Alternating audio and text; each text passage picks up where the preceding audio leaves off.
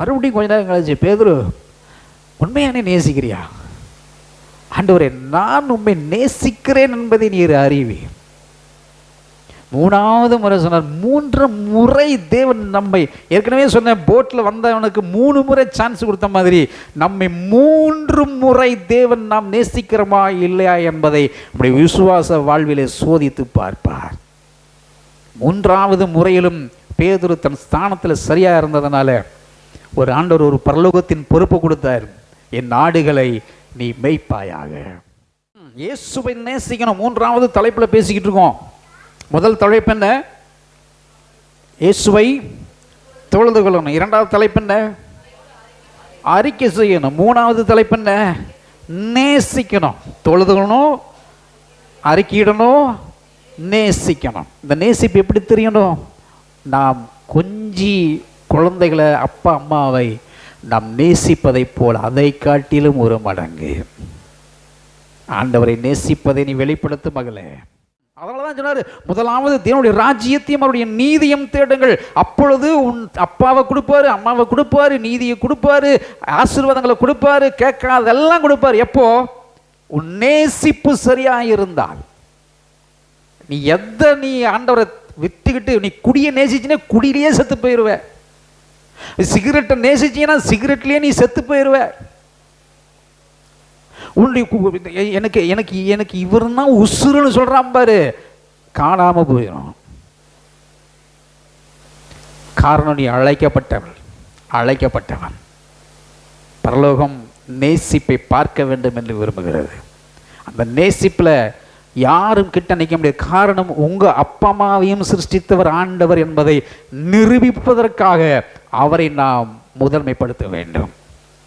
இதை நாம் செய்ய ஆரம்பிக்கும் பொழுது அது நிச்சயம் ஆண்டவர் அதை, கர்த்தராகிய இயேசு கிறிஸ்து அதை அங்கீகரித்து நம்ம அவருடைய நேசிப்பை நம்மளோடு கூட இணைக்க ஆரம்பிப்பார். ஒரு பக்கமாகவே நின்றுட்டு இருக்கக்கூடாதுங்க, நம்ம இயேசுவின் பக்கம் இணைக்கப்பட வேண்டும். நிறைய நேரங்களில் நம்ம அப்பா அம்மாவை விட்டு கொடுக்க முடியாதான், இல்லைன்னு மறுக்கல. ஆனால் எல்லாத்துக்கும் மேலே என் அப்பா அம்மாவையும் காப்பாற்றினவர், காப்பாற்றுகிறவர், உருவாக்கினவர் அவர்தான் என் ஆண்டவர் என்று சொல்லுகிற நாவின் அறிக்கை நமக்கு அவசியம். எத்தனை பேர் ஆமென் சொல்கிறீங்க? அல்லேலூயா. அப்போது இந்த உலகத்திற்குள்ளே நாம் நேசிக்கிறதை காட்ட வேண்டும். 4வது, இயேசுவோடு ஜெபத்தில் தரித்திருக்க வேண்டும். இயேசுவை அறிக்கை செய்தீர்கள் அன்பானவர்களே? இயேசு கிறிஸ்து தான் நமக்கு அச்ச ஆணி, அவர்தான் மையம், அவர் மேலே தான் எல்லாம் இருக்கிறது. அவர் சொன்னார், என்னை அன்றி ஒருவனும் பரலோகத்துக்கு வரவே முடியாது. He is the gate for every human beings. இவர் ஒருவர் தான் வழி, இவர் ஒருவர் தான் சத்தியம், இவர் ஒருவர் தான் ஜீவன். 4வது காரியம், இயேசு கிறிஸ்துவுக்குள் நீங்கள் இணைக்கப்பட்டு ஜெபிக்க வேண்டும். உங்கள் ஜெபத்தில் இயேசு வரணும். உங்கள் ஜெபத்திற்குள்ள இயேசு கேட்கிறார் என்கிற விசுவாசம் உங்களுக்குள்ள பிறக்கணும். நேசிப்பு சரியா இருந்தா அப்பா கரெக்டா கேட்பார். நேசிப்பு சரியா இருந்தா பிள்ளைகள் எதை கேட்கிறார்களோ, மீனை கேட்டால் அவர்களுக்கு பாம்பை கொடுத்துருவாரா? அப்பத்தை கேட்டா கல்லு தின்ன கொடுத்துருவாரா? உன் ஜெபத்தில் தேவனாகிய கர்த்தராகிய மெசியா யெகோவா தேவனாய் இருக்கிற இயேசு கிறிஸ்து உன் ஜெபத்தோடு அவர் இணைக்கப்பட்டவராய் இருக்க வேண்டும். இயேசு கிறிஸ்து கெத்செமனேல ஜெபித்தார், மலையில ஜெபித்தார், அற்புதம் பண்ணும்போது ஜெபித்தார், 5 அப்பம் 2 மீனை அதை மல்டிபிளை பண்ணும்போது அவர் ஜெபித்தார். அவர் ஜெபிக்காததை எதையுமே ஊழியத்தை அவர் செய்யவே இல்லை. அவர் செய்யாதிருக்கும் பொழுது நீ ஜெபிக்காத செய்கிற எந்த காரியமும் உனக்கு வாய்க்க போகிறது இல்லை. ஜெபம் செய், ஜெபித்து காரியங்களை துவங்கு, இயேசுவின் நாமத்தை மகிமைப்படுத்தி செய். அந்த ஜெபத்திற்காகத்தான் தேவன் நம்மை அழைத்திரு. ஆதியாகமத்தின் புஸ்தகம் 4ஆம் அதிகாரம் 12 - 15 வசனங்கள் முடிய. இங்கே ஆபேல், காயின் ஆபேலுடைய விஷயங்களை நீங்கள் அறிந்திருக்கிறீர்கள். காயின் தேவனோடு சம்பாசிக்கிறதையும் நேரத்தை செலவிடுகிறதிலையும் அவன் அந்த நேரத்தை பூரா முடிச்சிட்டார். அவர் நிறைய பேர் தேவனுடைய நேரத்தை நாம் திருடி விடுகிறோம், வேறொரு காரியங்களுக்கு பயன்படுத்துகிறோம். தேவனுக்கு கொடுக்க வேண்டிய நேரத்தை கொடுக்கிறது கூட ஒரு தசம பாகம் தெரியுமா உங்களுக்கு? கர்த்தருக்கு நேரத்தை கொடுப்பது உங்களுடைய வாழ்வின் தசம பாகம். அது அதை நீங்கள் கொடுத்து பாருங்கள். அந்த டைமை கர்த்தர் நாளத்தனையாக அந்த நேரத்தை நமக்கு திருப்பி கொடுப்பார் லைஃப்பில். அப்படிப்பட்ட ஆண்டவரை நாம் ஆண்டவராகிய கிறிஸ்துவை வணங்கி கொண்டிருக்கிறோம். காயின் இடத்துல ஆண்டவர் பேச நேரத்தை செலவிட்டு தேவனுடைய சித்தத்தை புரிந்து கொள்வதற்கு அவன் கர்த்தரோடு அவன் இணைக்கப்படாதவனாக, உலகத்தோடு அவன் இணைக்கப்பட்டவனாக இருந்த பொழுது தண்டனை தீர்ப்பு அங்கே வந்த பொழுது அவன் சொன்னான், ஆண்டவரே, நான் அலைந்து திரிகிறவனாய் நான் மாறிட்டேனப்பா. அலைஞ்சு திரிகிற ஆண்டவரே, அலைஞ்சு திரிகிற வாழ்க்கை மாதிரி மோசமான வாழ்க்கை இந்த உலகத்திற்குள் வேறு ஒன்றுமே கிடையாது. ஏன் அலைஞ்சு திரிகிறான்? அலைந்து திரிய வேண்டிய அவசியம் என்ன? கர்த்தர் தம்முடைய முகத்தை மறைத்து விட்டார் என்று சொன்னால் எந்த மனுஷனும் அலைஞ்சுதான் திரிஞ்சாகும், வேறு வழியே கிடையாது. அவருடைய முகத்தை திரும்ப பண்ணுகிறது என்பது சாதாரணமான விஷயம் இல்லை. ஆபேல் தேவனோடு இருந்ததினால் அவருடைய ரத்தம் பேசினது. கர்த்தருடைய சமூகத்தில் நேரத்தை செலவிட ஒப்பு கொடுக்கணும். 12 சீசர்களை ஆண்டவர் உருவாக்கினார். 11 சீசர்களை அந்த இடத்துல அழைத்தார். ஜெபத்துக்கு வாங்கடா வாங்கடான்னு கேட்டார். ஒரு பயணம் வரமாட்டான். யூதாஸ் காரியத்து டோட்டலாகவே வரமாட்டான். உடல் வெடித்து மரித்து போனான் தேவனை விட்டு தூர போனதினால். ஏசாவும் யாக்கோபுடைய வார்த்தைக்கு கீழ்ப்படியவில்லை. தேவனுடைய வாக்குத்தத்தத்தின்படி கொடுக்கப்பட்ட சேஷ்ட புத்திர பாகத்தை தேவையில்லாமல் ஒரு கூழுக்காக அலட்சியம் பண்ணி தூக்கி போட்டான். அதனால போலாது எடுத்துட்டு பைத்து பசிக்கு கூடுறா, ஆண்டவராவது ஒன்றாவது தூக்கி கொடுத்தான். ஏசாவும் அலைந்து திரிகிறவனாய் மாறி போனான். அன்பானவர்களே, இயேசுவை நேசித்துக் கொண்டிருக்கிறீர்களா? பரலோகம் எதிர்பார்க்கிற ஏக்கம் அதுதான். என் மகனே, என் மகளே, நீ என்னை நேசிக்கிறாயா? பேதுருவிடத்தில் கேட்ட காரியமும் அதுதான். பேதுரு ஜெபிக்கிறவனாய் மாற ஆரம்பித்தார். இங்கே இயேசு ஜெபத்தில் இயேசு வந்து இறங்கி நின்று நம்முடைய ஜெபத்தோடு கலந்து கொள்ள நம்முடைய வாழ்க்கையில் அவர் விரும்புகிறார். ஆகவே தான் அன்று நமக்கு மாதிரி ஜெபத்தை கற்றுக் கொடுத்தார். பரமண்டல இருக்கிற எங்கள் பிதாவே என்று சொல்லி அழைக்கிற ஜெபத்தை இந்த உலகத்தில் கற்றுக் கொடுத்தார். சீடர்கள் பல கேள்விகளை எழுப்பினார்கள். இந்த சக்சஸுக்கெல்லாம் என்ன காரணம்னு சீடர்கள் உட்கார்ந்து கவனிச்சுக்கிட்டே இருந்தாங்க. அந்த சீடர்கள் எல்லாரும் கண்டுபிடித்தார்கள், இத்தனை சக்சஸுக்கும் ஒரே காரணம், இயேசு கிறிஸ்து ஜெபிக்கிறார். தனிமையா ஜெபிக்கிறார், மலைக்கு போய் ஜெபிக்கிறார், ஒரு முழங்கால் படியிட்டு ஜெபிக்கிறார், கரைக்கு அப்புறம் போய் ஜெபிக்கிறார்.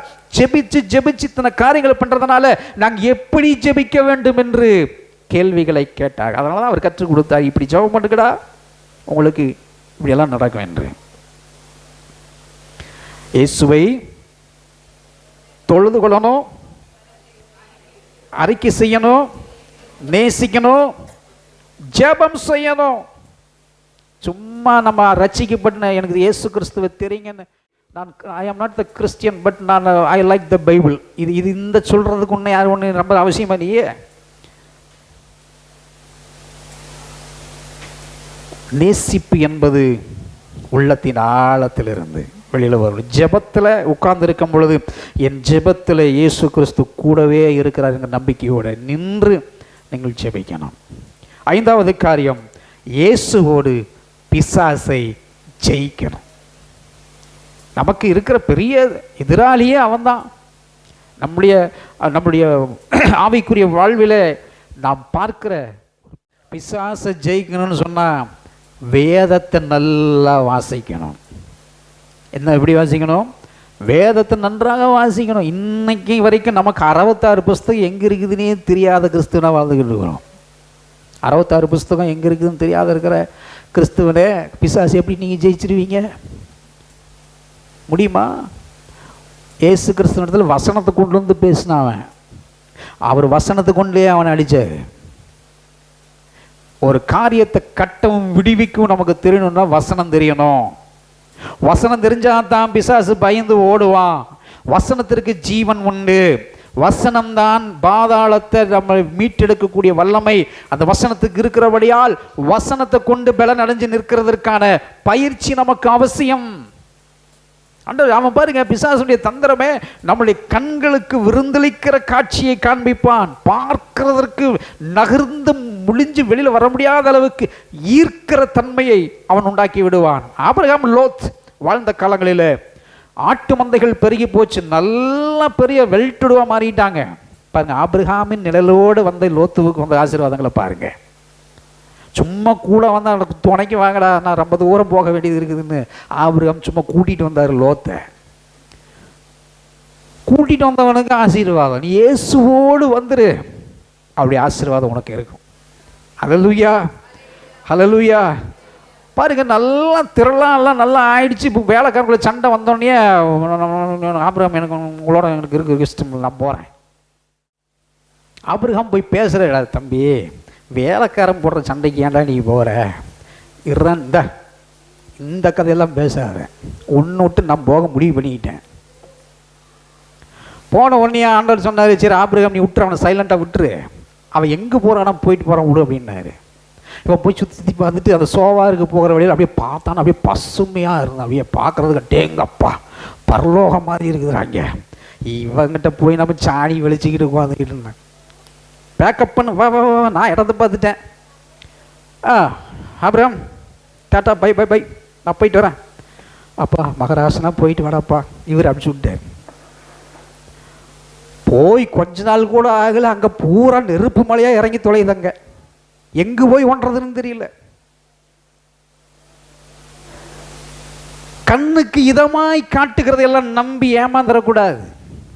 லோத்துவுக்கு காட்டினான் பிசாசு, ஆபிரகாமை விட்டு பிரிப்பதற்காக அவன் காட்டின வலைகளில் அவன் ஓடினான். போகும் பொழுது அவனுக்கு வேலை கிடைச்சது, அந்த தேசத்தில் வேலை கிடைச்சது, அவன் பசுமையாய் வாழ்கிறவனாய் இருந்தான். ஆனால் அந்த தேசத்திற்குள்ள அந்த குடும்பத்திற்கு மரணம் காத்திருந்தது. அன்பானவர்களே, பசுமையாய் காட்டுகிறதெல்லாம் நீங்க இந்த உலகத்தில் இருக்கக்கூடிய காரியங்களை ஜெயிப்பதற்காக இயேசு நம்மை இந்த உலகத்தில் நம்மை அழைத்திருக்கிறார்.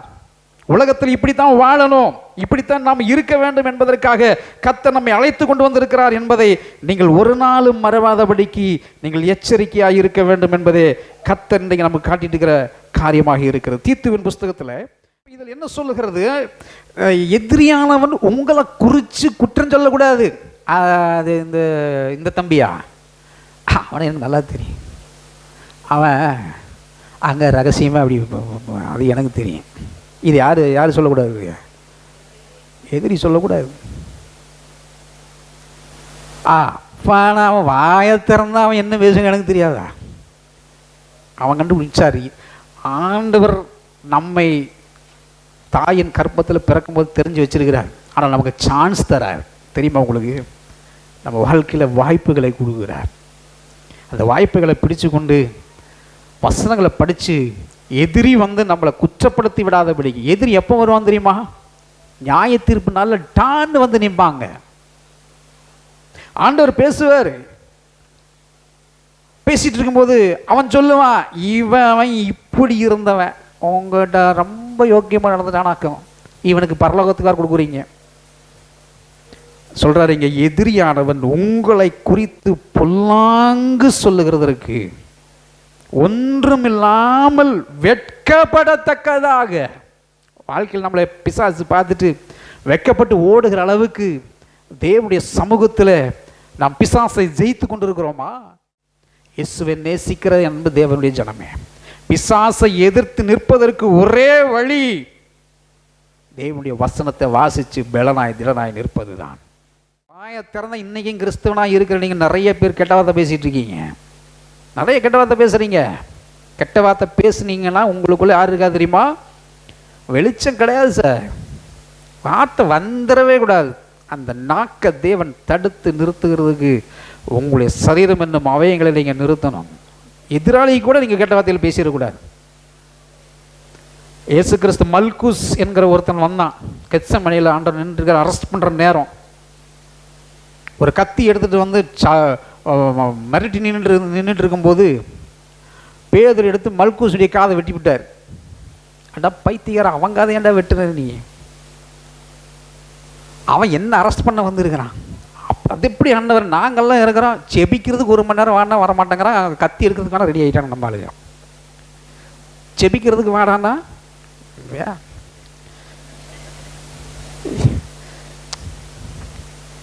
பாஸ்டர் கண்டா இந்த சந்து அந்த சந்து, தம்பி குடும்ப ஜபது முடியாது. பேதுரு நல்ல குரட்டி விட்டு தூங்கிட்டு வராங்க மணியில். தம்பி கொஞ்சம் 1 மணி நேரம் இருந்துச்சு. இவன் வந்த உடனே கத்தி எடுத்துட்டு சத்தக்கான காதை வெட்டி விட்டான். மல்கூசு காதை வெட்டின காதை பிடிச்சிட்டு நின்றுக்கிட்டு இருக்கிறாரு. ஆண்டவர் பார்த்தார், இயேசு கிறிஸ்து பார்த்தார், அட அவன் காதை ஏன்டா வெட்டின, நீ கொண்டா அப்படி பிடிச்சி காதை பிடிச்சி கையை வச்சாரு, ஒட்டிச்சு. உன்னை வெட்டுண்டு போனதையெல்லாம் பொட்ட இயேசு கிறிஸ்துவுக்கு வல்லமை உண்டு. ஹல்லேலூயா. நீ இழந்ததையெல்லாம் உனக்கு கொடுக்கறதற்கு இயேசு கிறிஸ்துவுக்கு வல்லமை உண்டு. அவரை துதிக்க துதிக்க பலன் உண்டாகும். வாயில கெட்ட வார்த்தைகள் ஒன்றும் புறப்படலாகாது மகனே மகளே. வார்த்தை தெளிவாக இருக்கட்டும், உண்மையாக இருக்கட்டும், இயேசுவை துதிக்கிறதா இருக்கட்டும். அதனால் கோபம் கொண்டாலும் பாவம் செய்யாதிருங்க. அந்த பாவம்னா வார்த்தை தான் பாவமாக மாறிடும். யாரையும் சபிச்சிடாதீங்க. உங்களுக்கு என்ன துரோகம் வேணாலும் அவன் விளைவிச்சிருக்கட்டும், அமைதியாயிரு, பொறுமையாயிரு, கர்த்தரிடத்தில் ஒப்பு கொடுத்து சாந்தமாக இருங்க. ஆண்டவர் செய்கிற காரியத்தை உங்கள் கண்ணால் பார்ப்பீங்க. அந்நிய கண்கள் அல்ல, உங்கள் கண்களே அதை காணும். ஹல்லேலூயா, ஹல்லேலூயா. 6:11 வாசிச்சிட்டீங்களா? எபேசியர் 6:11. பிசாசின் தந்திரங்களோடு எதிர்த்து நிற்க திராணி உள்ளவளாகும்படி. ஆமா, சர்வாயுத வர்க்கத்தை எடுத்து பிடிச்சு நிற்கணும். அதில் சொல்லியிருக்கிறார் எபேசியர் 6 வீட்டில் வாசித்து கொள்ளுங்க. அதில் எல்லாத்தையும் இருக்கிறது என்னென்ன ஆயுதங்கள் எல்லாம் போட்டுக்கணும். அதை ஒரு நாளைக்கு பிரசங்கம் பண்ணுறேன். என்னெல்லாம் ஆயுதம் போட்டு, ஷூ போட்டுக்கணுங்க, பெல்ட் போட்டுக்கணுங்க, வெள்ளை சட்டை போட்டுக்கணுங்க, பண்ணிக்கணுங்கிற ஆயுதம் எல்லாம் இல்லை. அது இந்த உலகத்துக்குள்ளே நாம் எல்லாரும் பண்ணிக்கிற நாகரிகமான உடை, ஆவிக்குரிய ட்ரெஸ்ஸஸ் எல்லாம் நமக்கு வச்சிருக்கிறார். அதை நம்ம ஆவிக்குள்ளே எடுத்து நிற்கிறதுக்கு தயாராக இருக்கணும். 5வது காரியம் நம்ம எதோடு பேசிகிட்டு இருக்கிறோம்? பிசாசுக்கு எதிர்த்து நிற்க வேண்டும். ரெவலேஷன், அதாவது வெளிப்படுத்தல் 12:12 எடுத்து வாசியுங்கள். வெளிப்படுத்தல் 12:12. ம் ம் ம் ம் ம் ம் ம் அறிந்து மிகுந்த கோபம் கொண்டு உங்களிடத்தில் இறங்குறபடியால் உங்களுக்கு ஆபத்து வரும் என்று சொல்ல கேட்டேன். அவனுக்கு தெரியுங்க, அவனுக்கு கொஞ்ச காலம்தான் இருக்குதுன்னு நல்லா தெரிகிறதுனால தான் அவன் எல்லாத்தையும் திசை திருப்பிட்டுங்கிறான். கூடுமான வரைக்கும் அவன் வஞ்சிக்கிறவனாய் அவன் இருக்கிறான். அதில் 20:10 வெளிப்படுத்தல் 20:10.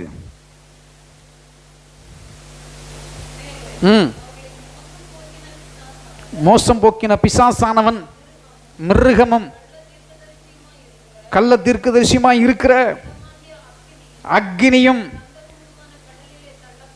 கந்தகமான அக்கினி கடலில் அவன் தள்ளப்பட்டான். அவனுக்கு அக்கினி கடல் ரெடியா இருக்கு. அதில் உங்களை கூட்டிட்டு போகணுங்கிறது அவனுடைய டார்கெட்டை. அவனோட போறீங்களா அல்லது பரலோகத்தில் வைத்திருக்கிற நித்தியத்துக்கு வர விரும்புகிறீங்களா? நித்தியத்துக்கு வாரேன்னு சொன்னால் சும்மாலாம் உங்களை கூட்டிகிட்டு போயிட மாட்டார்.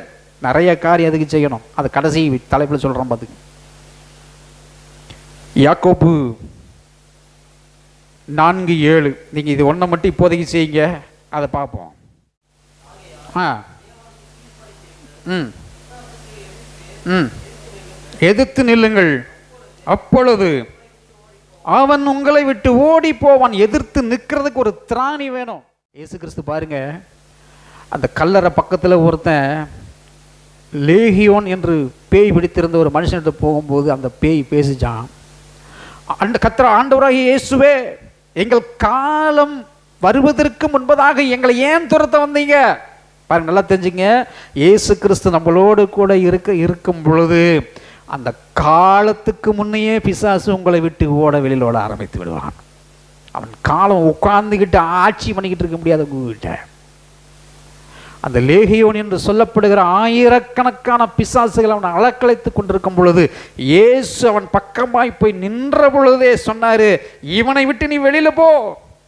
சொல்லும் பொழுது நான் இந்த பன்றி கூட்டத்திற்குள்ள போறதுக்கு எனக்கு உத்தரவு. அது பாருங்க, எங்கேயாவது ஒன்று அந்த அடைக்கலம் தேடிக்கிட்டே இருக்கும். எங்கேயாவது யாராவது அப்படி பேக்கு மாதிரி தெரியுவானா அவனை போய் ஒட்டிக்குவான், அவ்வளோதான். எதையாவது ஒரு அடிமைத்தனத்தில் ஒரு காரியத்தில் பாவ காரியங்கள் அடிமைகளாக இருந்தீங்கன்னா வந்து ஒட்டிக்குவான், அவ்வளோதான். ஏதாவது ஒரு காரியத்தில் நீங்கள் பாவத்துக்கு அடிமையாக இருந்தீங்கன்னா அவனுக்கு ப்ளஸ் பாயிண்ட். அதையே அப்படியே கொஞ்சம் கொஞ்சமாக உருவாக்கி உருவாக்கி உருவாக்கி உருவாக்கி உங்களை பெரிய குற்றவாளியாக உங்களை கொண்டு வந்து நியாயசனத்தில் நிறுத்திடுவான். இயேசு கிறிஸ்து உங்களோட கூட இருந்தால் மட்டும்தான் நீங்கள் எதிர்த்து நின்று அவைகளை கட்ட முடியும். ஆகவே நீங்கள் இயேசுவை நேசிங்க. 6வது தலைப்பு, இயேசுவோடு சிலுவையை சுமக்கணும். இந்த உலகத்தில் அவருடைய சிலுவையை சுமக்கிறதுனா என்ன? எப்படி சிலுவையை சுமக்கிறது? ஒரு ஆசாரியர் வர வச்சு தேக்கு மரத்தால் வார்னிஸ் அடித்து நம்ம தோல் மேலே தூக்கி, ஏப்பா இது நீ சுமந்துட்டு போய் இந்த வீதி வரைக்கும் போயிட்டு வா அப்படின்னு சொல்லுறது, அனுப்புறதா சுமக்கிறது? பாருங்க, இயேசு கிறிஸ்து அவரை வந்து கொல்கதா மலையில் சிலுவையில் அரைஞ்சிடணும்னு தீர்ப்பானதுக்கப்புறம் அந்த சுமக்க முடியாத சிலுவையை தூக்கிட்டு போகிற போது அந்த சீமோனுங்கிற ஒரு இடையில வந்து அந்த சிலுவையை தூக்க முயற்சி பண்ணுறாரு. அவரால் தூக்க முடியல. ஏன் தூக்க முடியல? இது யாராலையும் தூக்க முடியாது. உலகத்தின் மொத்த பாவத்தையும் சுமந்து தீர்க்கிற தேவாட்டுக்குட்டியினால தான் அந்த சிலுவையை சுமந்து தீர்க்க முடியும். அவர் தீர்த்து முடிச்சார். ஆனால் இப்போ நாம் ஒரு சிலுவையை சுமக்கணுமே. அந்த சிலுவையை எப்படி சுமப்பது? அவருடைய கற்பனைகளுக்கும் கட்டளைகளுக்கும் கீழ்ப்படிவது ஒன்று. 2வது, இயேசு கிறிஸ்துவை தினந்தோறும் உங்கள் வாயினால் சொல்லுகிறது அவருடைய சிலுவையை சுமப்பதாகும். தினந்தோறும் இயேசு கிறிஸ்துவை நீங்கள் மகிமைப்படுத்துவது அவரை சுமப்பதாகும். இந்த வசனத்தை வீட்டில் போய் நல்லா திரும்ப வாசித்து பாருங்க. உபாகம் 26ஆம் அதிகாரம் 17-19 முடிய வீட்டில் வாசித்து பாருங்கள். அப்படி கீழ்ப்படிந்து நடக்கிறவருடைய வாழ்க்கையில் தேவன் தன்னுடைய ஐஸ்வர்யத்தின் பலனை தருகிறவராய் அவர் இருக்கிறார். ஆராதிக்கணும், நேரத்தை கொடுக்கணும், ஆலயத்தில் வந்து போதிக்கிறவன் இடத்துல போதனைகளை கேட்டுட்டு போகணும். உங்களை வழிநடத்த போதனைகளை நீங்கள் உங்களுக்கு என்ன ஆத்தும ஆகாரத்தை கொடுக்கிறாரோ அதை நீங்கள் பெற்றுக்கொண்டு போகணும். இதுதான் நீங்கள் சிலுவையை சுமக்கிறது. சிலுவை சுமக்கிறதுனா கஷ்டம். சர்ச்சுக்கு வர்றதுனா கஷ்டம், பைபிள் எடுத்து வாசிக்கிறதுனா கஷ்டம், ஜெபிக்கிறதுனா கஷ்டம், ஒர்ஷிப் பண்ணுறதுனா கஷ்டம். இதெல்லாம் ஒரு சிலுவை. இந்த சிலுவையை சுமக்கணும். சிலுவையை சுமக்கிறதுனால தான் வெற்றியை சிறக்க முடியும். அதை எடுத்து அரைஞ்சிடணும். டைமாக போகணும். இந்த டைமுக்கு நான் ஆண்டவருடைய சமூகத்தில் நான் இருக்கணும். நேரத்தை ஒதுக்கு. இதுக்கு நீங்கள் ஒரு காரியத்தை செய்யணும். மத்தேயு 16ஆம் அதிகாரம் 24, மத்தேயு 16:24 சொல்கிறது, அப்பொழுது இயேசு சீசர்களை நோக்கி, ஒருவன் என்னை பின்பற்ற வர விரும்பினால் தன்னை தான் வெறுத்து தன் சிலுவை எடுத்துக்கொண்டு என்னை பின்பற்ற கடவன். இயேசு என்னும் சிலுவையை எடுத்துக்கொண்டு நீ அவரை பின்பற்ற வேண்டும் என்று சொன்னால் உன்னை நீ வெறுக்கணும். வெறுக்கணும்னா என்ன அப்படின்னா, என்னை கண்ணாடியில் பார்க்கவே என்னை பிடிக்கல அப்படின்னு அர்த்தம். அது உங்கள் அழகை போய் கண்ணாடியில் நல்லா பாருங்க, யாரு வேண்டான்னு சொல்லல. அப்படி என்றால் என்ன அர்த்தம்? என்ன இருக்குன்னு என்னுடைய சுய இஷ்டத்திற்கு என் வாழ்க்கையை நான் நடைமுறைப்படுத்தாதபடிக்கு இதில் கற்றுக் கொடுத்திருக்கிற கற்பனைகளுக்கும் கட்டளைகளுக்கும் நியாயப்பிரமாணங்களுக்கும் நியாயங்களுக்கும் வார்த்தைகளுக்கும் வாக்கு தத்தங்களுக்கும் என் வாழ்வை நான் அடக்கி கீழ்ப்படிந்து விட்டு கொடுக்கிறேன் என்பதுதான் நம்ம அந்த வார்த்தையுடைய அர்த்தம். சுயமா எதை நீ யோசித்திடக்கூடாது. அது வசனமும் நீ நினைக்கிற காரியம் சரியாக இருந்தால் அது ஒருவேளை சரியாக இருக்கலாம். கர்த்தருடைய வார்த்தை உன்னுடைய வாழ்விலே பேசுகிறதை நீ உணர வேண்டும். அப்பதான் அது சரியாக இருக்கும். உன்னை நீ வெறுக்காவிட்டால் அப்படின்னா என்ன அர்த்தம்? உன் சுயத்தை தூக்கி மேல நான் தான் அப்படிங்கிற சுயம் இல்லாம என்னை ஆளுகிறவர் இயேசு உண்டு என்று அவரை தூக்கி உயர்த்தினா நீ சிலுவை சுமக்கிறேன்னு அர்த்தம். அதனாலதான் எவன் ஒருவன் தன்னை தாழ்த்தி தேவ சமூகத்தில் ஒப்பு கொடுக்கிறானோ அவன் தான் அந்த சிலுவையை சுமக்க முடியும். வேற யாராலையும் சுமக்க முடியாது. மார்க்கு 12ஆம் அதிகாரம் 29 வாசிப்போம்.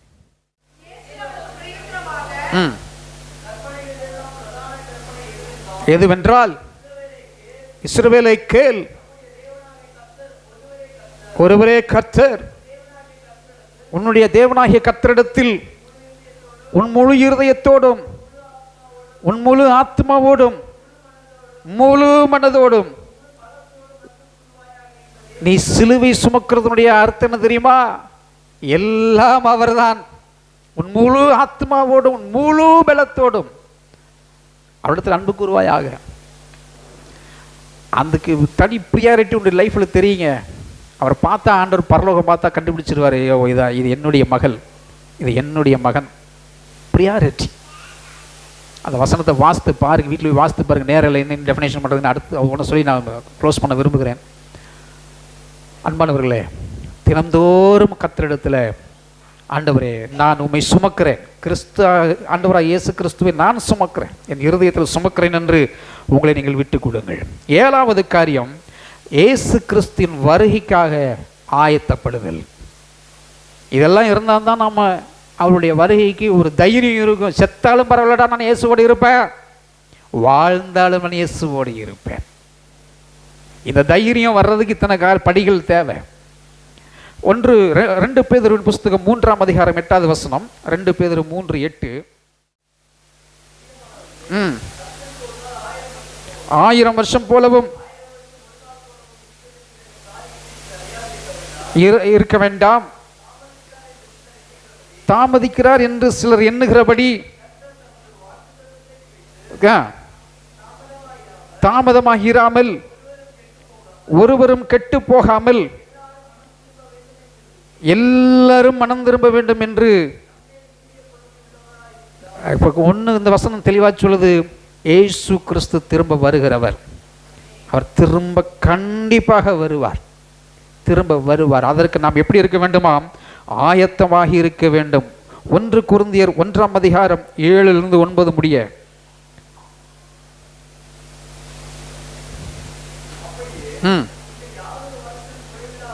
குறைவில்லாதவர்களாய் வெளிப்படுவதற்கு காத்திருக்கிறீர்களே, ஏன்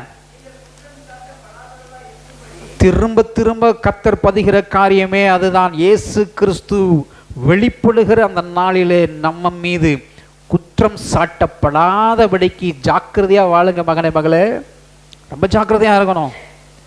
கர்த்தருடைய பிரசன்னத்துக்கு இயேசு கிறிஸ்துவுக்கு முன்பதாக நீங்கள் ஜாக்கிரதையுள்ள மகனாக மகளாக வாழணும். இயேசு திரும்ப வருவார் என்கிற அந்த நம்பிக்கையை இந்த வசனங்கள் மூலியமாக நமக்கு உறுதிப்படுத்துகிறார். அதை 9 வரைக்கும் வாசிச்சிங்களா?